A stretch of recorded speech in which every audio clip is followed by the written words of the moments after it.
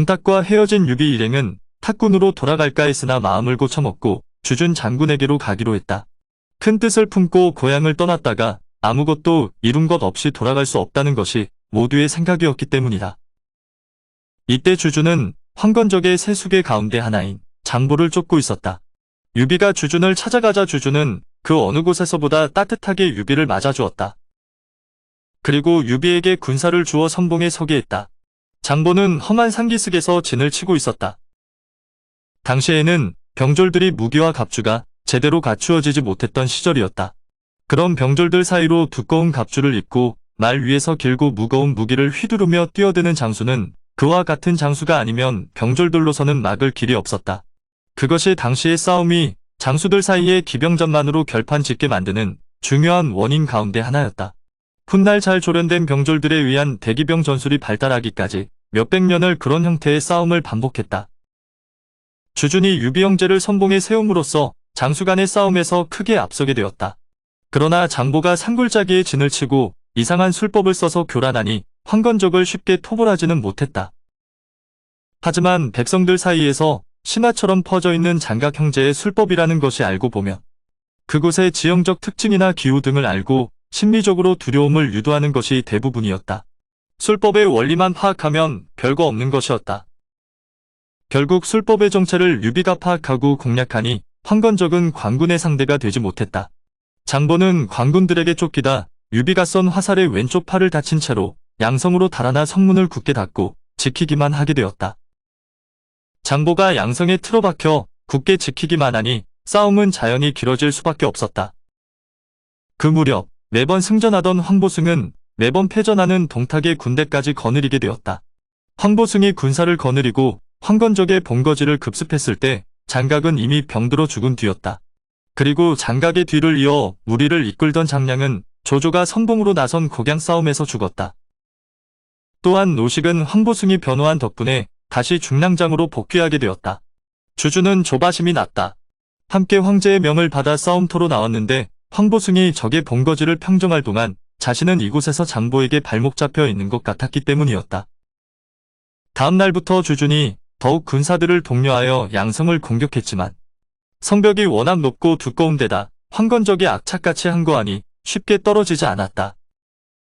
주준은 유비와 양성 공략을 의논하다가 성문대가 있었으면 저런 성쯤이야 하루면 깰 것인데 하고 탄식했다. 유비가 성문대가 누구냐고 물으니 강동의 성견이라고 가르쳐 주었다. 유비 역시 성견의 소문은 익히 들어 알고 있었다.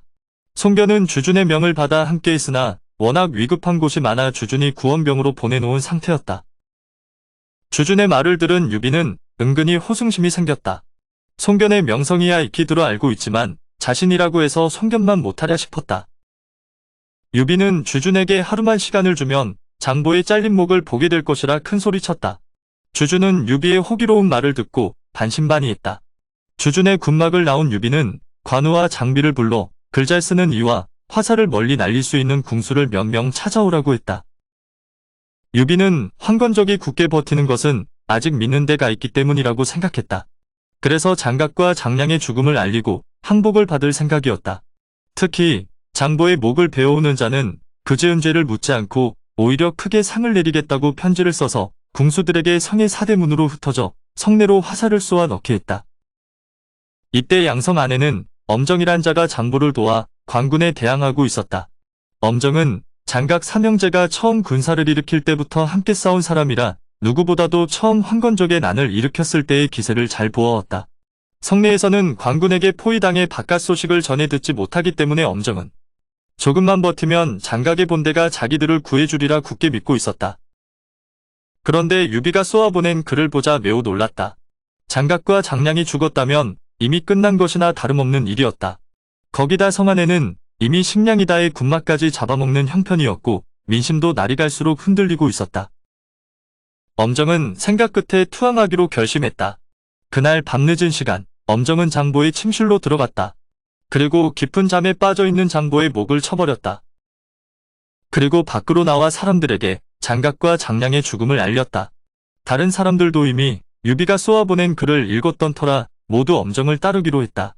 그렇게 다음 날 엄정은 성문을 나가 주준에게 투항했다. 주준이 유비의 공을 크게 칭찬하며 어떻게 그런 생각을 했냐고 물었다. 모든 종교의 출발은 베푸는 것이다. 처음 한동안은 배고픈 자에게 먹을 것을 주고 아픈 자를 치료해주고 절망하는 자에게 희망을 약속한다. 작은 베품만으로 민중을 감동하게 할 수 있는 것이다. 하지만 일단 권력 추구의 집단으로 변질하면서 그 베풀문 다스림으로 바뀐다. 그러면 다스림이란 말에 포함된 요구에 비례해서 그들을 따르는 민중의 요구도 커지게 된다. 그렇게 되면 이제 민중을 자기 편으로 잡아두기 위해 결국 물욕과 권력을 이용해서 달래거나 공포로 묶어두는 세속적인 길밖에 남지 않는다. 이것이 이른바 신정국가가 보편적으로 걷게 되는 길이며 몰락의 징후이기도 하다. 왜냐하면 내부의 달램이나 위협에 익숙해지는 만큼 외부로부터 오는 유혹에도 익숙해지기 때문이다. 유비는 급속히 정치 집단으로 변질된 황건족에게도 그런 약점이 있음을 알아차렸던 것이다. 그래서 장보의 무리가 더 이상 항복보다 죽음을 택하는 광신교 집단이 아니라 궁지에 몰린 군사 집단에 불과하다고 판단하고 이익으로 달래고 죽음으로 위협한 것이 보기 좋게 들어맞은 것이다. 그리고 남은 황건적을 소탕하는 과정에서 송견이 돌아왔다. 주주는 송견에게 유비를 소개하니 유비가 정중히 예를 올렸다. 유비가 송견을 살펴보니 한눈에 보아도 영웅의 모습이었다.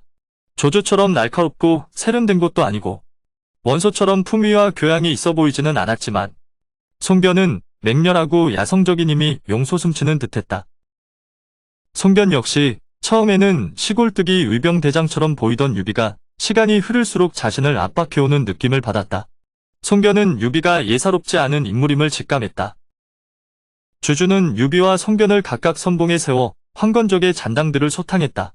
주주는 장보의 목을 얻고 인근 여러 고을의 황건적을 소탕한 뒤 황제에게 승전보를 올렸다.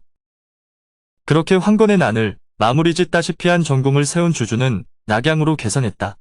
유비, 관우, 장비도 의병들과 함께 주준의 개성군을 따라 낙양으로 갔다. 세상에 태어나 처음으로 나라를 위해 공을 세운 그들이라 감격하는 마음 못지않게 기대도 컸다. 오늘의 영상은 여기까지입니다. 영상이 도움이 되셨다면 구독과 좋아요, 알람 설정 부탁드립니다. 시청해주셔서 감사합니다.